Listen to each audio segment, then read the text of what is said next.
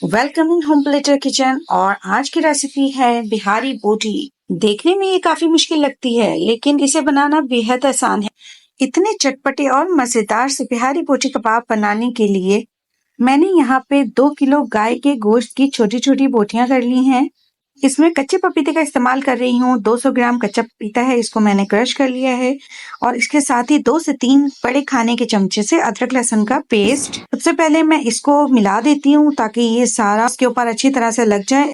इसके बाद मैं इसमें डालूंगी हरी मिर्चों का पेस्ट, ये भी 2 बड़े खाने के चमचे हैं। 2 मीडियम साइज के प्याज का पेस्ट बना के ये भी मैंने इसके अंदर डाल दिया है। और अब मैं इसमें डालूंगी दही 1 पाव।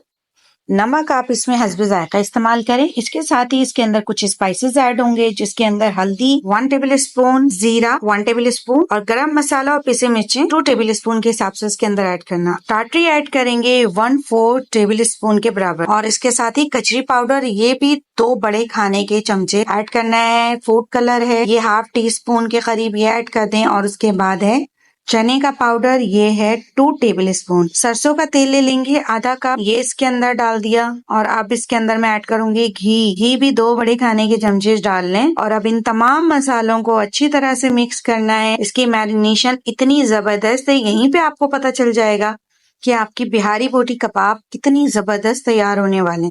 मैरिनेशन के बाद इसको कम से कम भी 4 से 5 घंटे के लिए छोड़ें। मैं तो एक पूरे दिन के लिए इसे फ्रिज में रखूंगी, इससे इसका मसाला बहुत अच्छी तरह गोश्त के अंदर जज्ब हो जाए। तो 24 घंटे के बाद मैंने इसको निकाल लिया है अब दोबारा। और अब बारी है इसको सीखों पे चढ़ाने की। तो मैं इसके अंदर सारी सीखें भर लेती हूँ बहुत एहतियात से। यहाँ मैं आपको एक बात बताती चलूं कि मसाला कितने अच्छे तरीके से गोश्त पे इसलिए लगा हुआ है कि गोश्त का पानी मैंने बहुत अच्छे से निकाल दिया था। पानी नहीं होना चाहिए वरना मसाला बह जाएगा। तो यहाँ पे तमाम सीखें मेरी तैयार हो गई हैं। और पहले मैं इतने सीखों को तैयार कर लूं, उसके बाद मैं बाकी का भी लगा लूंगी। तो जनाब यहाँ पे कोयला भी बिल्कुल तैयार है और फटाफट से मैं सारी सीखें इसके ऊपर रख देती हूँ। ये याद रखें कि आंच बहुत ज्यादा तेज नहीं होनी चाहिए वरना कबाब एकदम से ऊपर से जल जाएंगे और अंदर तक सही से कुक नहीं होंगे। तो एक मीडियम हीट के ऊपर इसको कुक करना है। और जैसे जैसे एक तरफ से ये पकते जाएं तो इसको टर्न करना है। दूसरी तरफ से आहिस्ता आहिस्ता कबाबों पे कलर आना शुरू हो जाएगा।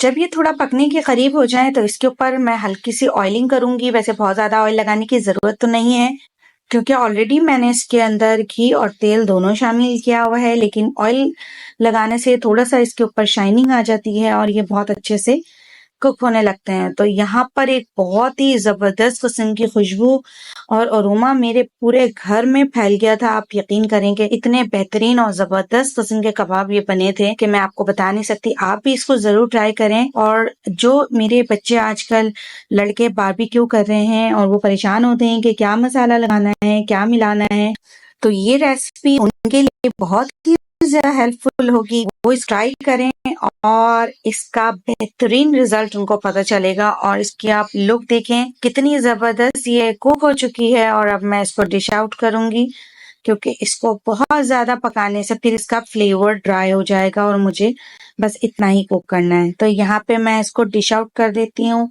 बिहारी बोटी कबाब को आप बारबेक्यू चटनी के साथ, रायते के साथ, केचप के साथ, जो भी आपको पसंद हो उसके साथ इस बिहारी बोटी को एंजॉय करें। और ये बहुत ही आसान और कमर्शियल टाइप रेसिपी है जो आज मैंने आप लोगों के लिए शेयर की है।